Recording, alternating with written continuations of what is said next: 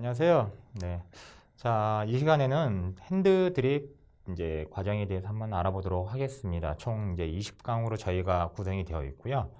자, 핸드 드립이라고 그러면은 이제 흔히 일상에서 많이 베리에이션을 할 수 있는 커피와 관련된 이제 음료 제조라고들 이제 많이 알고 계시는데요.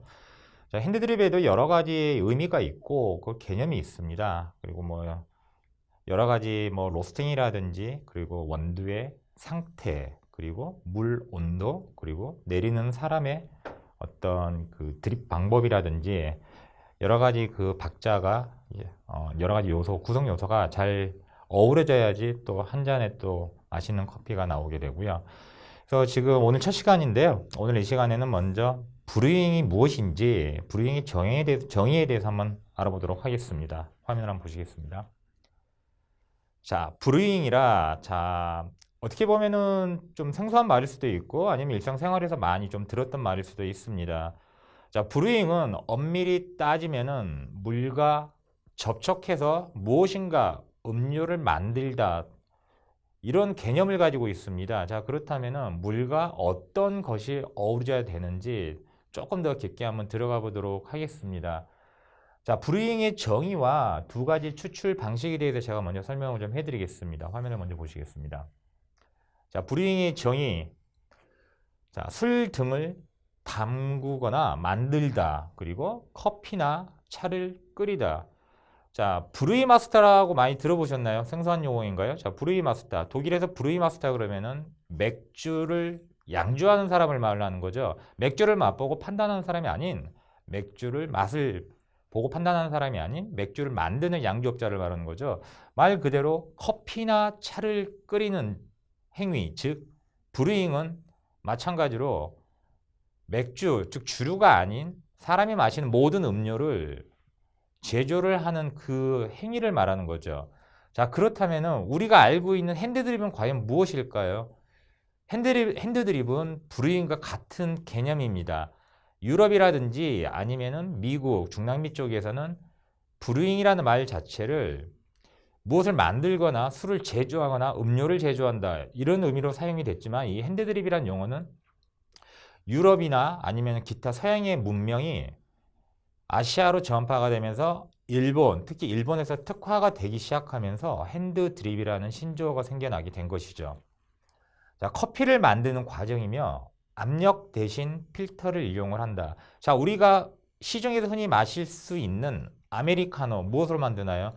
자, 커피 전문점에 가면은 에스프레소 머신에서 나온 커피를 물과 함께 희석을 해서 마시게 되죠. 자, 그런데 이 에스프레소 머신은 말 그대로 압력, 즉 가압력에 의해서 커피를 제조하는 그 머신, 그러니까 기계이다 보니까 사람이 하는 작업은 절대 아닌 거죠. 즉 다시 말한다면 압력 대신에 필터를 이용한 커피가 아니기 때문에 에스프레소 머신은 브루잉에 들어갈 수가 없는 거죠. 자, 그렇다면 필터를 이용해서 만드는 커피 음료라 밑에 한번 보실게요. 에스프레소 강한 압력이고 브루잉은 물과 필터가 혼합이 됩니다. 즉 조화가 이루어야 된다는데 자, 에스프레소 머신기에서 뿜어져 나오는 물의 온도는 100도입니다. 반면 핸드드립, 즉 브루잉 과정에서 나오는 물의 온도는 약 88도에서 95도 정도가 됩니다. 자, 그리고 필터, 종이 필터라든지 아니면은 천으로 만든 융 필터라고 하기도 합니다. 융이라든지 아니면은 금속으로 된 필터도 있고요. 여러 가지 필터의 종류는 굉장히 많습니다. 자, 핸드드립은 말씀드린 것처럼 일본에서 특화된 하나의 신조어이고요. 브루잉은 미국에서 먼저 생겨난 말입니다. 미국에서, 독일이 아니에요. 미국에서 먼저 생겨난 말입니다. 자, 일본의 경우에는 트렌드에 맞는 다양한 기법이 많이 발전이 되어 있죠. 특히 핸드드립 중에서도 드리퍼라 그래서 삼각형 원뿔 모양으로 되어서 물줄기가 흘러내려오면서 커피와 만나는, 즉 커피를 제조하는 그런 어떤 기구인데요.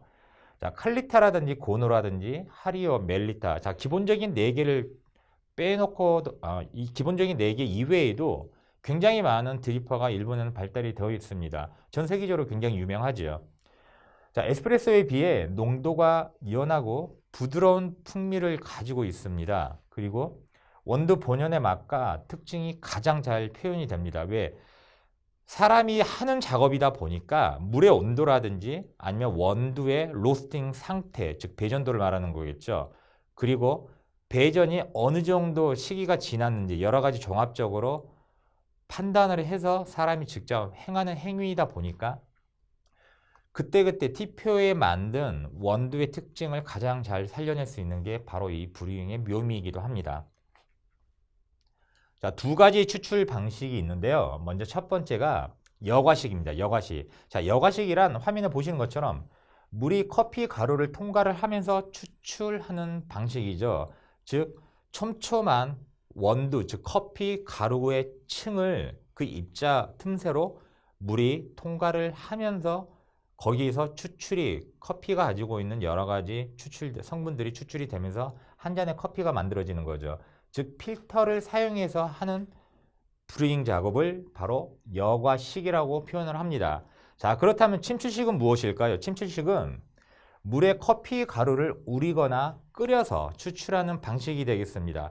자, 가장 대표적인 게 예전에 카흐라고 했던 터키 지방에서 손잡이가 달린 주전자에 커피가루를 넣고 뜨거운 물에 같이 커피가루를 넣고 가열해서 끓이는 커피가 침출식이 되겠죠. 즉 우려낸 커피를 침출식이라고 표현을 합니다. 다 두 가지 커피를 비교를 해보면은 여과식은 좀 더 부드럽고 그리고 약간 좀 가벼운 맛이 나죠. 대신에 아로마가 더 풍부합니다. 하지만 침출식은 무게가 아주 무겁고요. 그리고 아주 강한 질감을 가지고 있습니다. 쓴맛도 있고 탄맛도 있고 그리고 배전도 자체가 많이 다릅니다. 자, 여과식 같은 경우에는 거의 중배전을 많이 선호를 하게 됩니다. 반면 침출식 같은 경우에는 강배전, 풀시티라고 하는 2차 크랙까지 가는 굉장히 그 오랜 시간 적어도 20분 이상 배전을 시킨 그런 원두를 쓰기 때문에 질감 자체가 다를 수밖에 없죠. 약간 좀 거칠다고 표현을 해도 됩니다. 침출식은.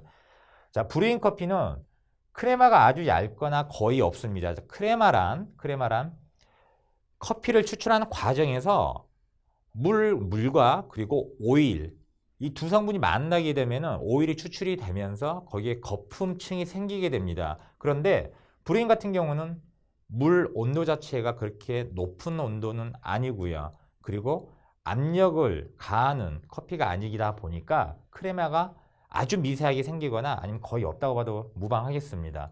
자, 아랫부분에 있는 콜드 브루잉이란 차가운 물에 우려낸 커피죠. 우리가 잘 알고 있는 네덜란드의 더치 커피죠. 더치 커피.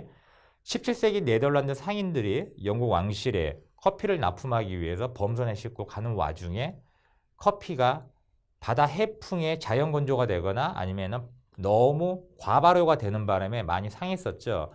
그래서 아이러니하게도 차라리 못 마실 바에야 이거를 물에 타서 그냥 마시는 게 어떻겠느냐 이런 기발한 발상이 바로 오늘날의 더치 커피를 만들게 된 거죠. 대표적인 슬로푸드 중에 하나죠. 더치 커피를 제조하는 데 있어서 보통 하루 반나절 이상이 걸리기 때문에 10시간 이상 걸리죠. 자, 에스프레소. 크레마가 두터운 경향이 있습니다. 에스프레소는 아주 오일, 즉 강배전, 풀시티로 배전한 원두에 뜨거운 물과 100도의 뜨거운 물과 그리고 높은 오기압이 넘는 압력을 가해서 순간적으로 빠르게 추출하다 보니까 오일 성분이 강하게 추출이 되어서 나옵니다. 그래서 오일 성분이 거품층을 형성을 하면서 굉장히 두껍고 풍성한 크레마를 형성하는 게 바로 에스프레소의 특징이 되겠습니다. 자, 그렇다면은 칼리타 드립과 화면에 보이시는 칼리타 드립과 그리고 아랫부분에 있는 프렌치 프레스가 있는데 가장 대표적이라고 할 수 있는 여과식과 그리고 침출식의 가장 대표라 할 수 있는 기구들입니다.